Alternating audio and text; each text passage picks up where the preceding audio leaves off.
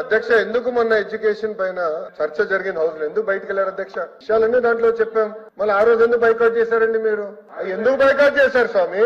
ఉండండి, విద్యా వ్యవస్థ పైన చర్చిద్దామని దాంట్లో స్పష్టంగా ఫీ రీఎంబర్స్మెంట్ పైన చాలా క్లారిటీ ఇచ్చింది ప్రభుత్వం. మళ్ళీ ఇప్పుడు ఆ రోజు బైకాట్ చేస్తారు, ఇన్నరు, కనీసం నోట్ చదవరు. కాబట్టి ఇంకా కాపీ పంపిస్తా స్వామి, ఒకసారి నోట్ చదవండి, చదివిన మీరు అడగండి. మంత్రి గారు వాస్తవాలు చెప్తుంటే దాన్ని కూడా మీరు ఓర్చుకోలేకపోతే కరెక్ట్ కాదా? 4,200 కోట్లు మీరు బకాయిలు పెట్టారు, అవునా కాదా చెప్పండి? ఓకే, వివరాలు ఇప్పుడు పంపిస్తున్నా. School fee reimbursement, PG fee reimbursement, అన్ని వివరాలు ఇక్కడ ఉన్నాయి. 4,200 కోట్ల బకాయిలు పెట్టారు మీరు. నంబర్ 1. నంబర్ 2, 2019లో ఆనాటి ప్రభుత్వం ఏదైతే బకాయిలు పెట్టారో మీరు ఎప్పుడు చెల్లించారండి? 16 నెలల తర్వాత చెల్లించారు. 16 నెలలు, ప్రభుత్వం వచ్చి 10 నెలలు అయింది. చెల్లిస్తాను నేను చెప్పా, హౌస్ సాక్షిగా నేను హామీ ఇచ్చా. చర్చలు మీరు లేకపోతే ఏం చేయాలి స్వామి? మీరు బైకాట్ చేస్తూ పోతే మమ్మల్ని ఏం చేయమంటారు? మీరు అడిగారు. విచిత్రం ఏంటంటే ఎడ్యుకేషన్ పైన చర్చకి మీరు అడిగారు. ఆ రోజు బీఎస్సీలో మీరు అడిగారు, మేము ఒప్పుకున్నాము, చర్చకు మేము సిద్ధం. 3-4 గంటలు చర్చ జరిగితే మీరు లేకపోతే ఎట్లా? వాస్తవాలు ఏదైనా మీరు సిద్ధంగా లేకపోతే ఎట్లా? అది కరెక్ట్ కాదు. దయచేసి గౌరవ సభ్యులు ఇచ్చిన వివరాలు మొత్తం చదవండి, మంత్రి గారు క్లీన్ గా సమాధానం చెప్తారు. అధ్యక్ష, గౌరవ సభ్యులు చెప్పినట్లు 2016లో ఆనాటి ప్రభుత్వం ప్రైవేట్ యూనివర్సిటీస్ ఎస్టాబ్లిష్మెంట్ కోసం ప్రత్యేక చట్టం తీసుకొస్తాం జరిగింది అధ్యక్ష.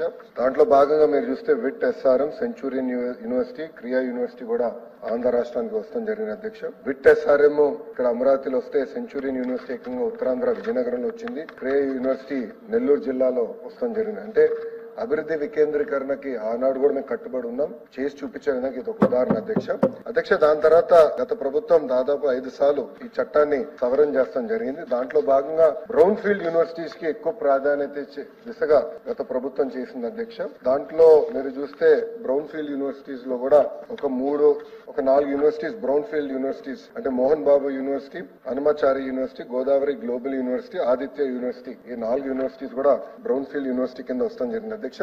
కానీ అధ్యక్ష మీరు చూస్తే ఈ యాక్ట్ లో చేసిన సవరణల వల్ల ఇంకా ఆంధ్ర రాష్ట్రంలో గ్రీన్ ఫీల్డ్ ప్రైవేట్ యూనివర్సిటీస్ రాకుండా ఉంది అధ్యక్ష. అంటే ఇది ఎందుకు చెప్తున్నానంటే ఈ యాక్ట్ యూజీసీ రెగ్యులేషన్స్ కి విరుద్ధంగా ఉంది. నేను కొంచెం వివరాలు చెప్తాను. ప్రధానమైనది ఏంటంటే ఈ యాక్ట్ లో ఏం చెప్పారంటే compulsory joint certification of degrees అనేది మ్యాండేటరీగా పెట్టారు. సో దాంతో ఏమవుతుందంటే అధ్యక్ష, minimum 30% of the course foreign universities తో టైప్ అయిన యూనివర్సిటీలో 30% అక్కడికి వెళ్ళి చదవాలని ఉంది అధ్యక్ష. కానీ యూజీసీ ఏం చెప్తుందంటే ఒకవేళ ఒప్పందం చేయాలంటే కంపల్సరీగా నాక్ అక్రెడిటేషన్ ఉండాలి. ఆ ఇన్స్టిట్యూషన్స్ కి మినిమం 2 గ్రాడ్యుయేటింగ్ బ్యాచెస్ అన్నా లేదా 6 సంవత్సరాల ఆఫ్ ఎగ్జిస్టెన్స్ ఉండాలి. అదే విధంగా కనీసం 1000+ పబ్లికేషన్స్ చేసి ఉండాలి. QS వరల్డ్ ర్యాంకింగ్స్ లో institutions must have at least 3 graduating batches అని, NIRF ర్యాంకింగ్స్ వచ్చేగల కనీసం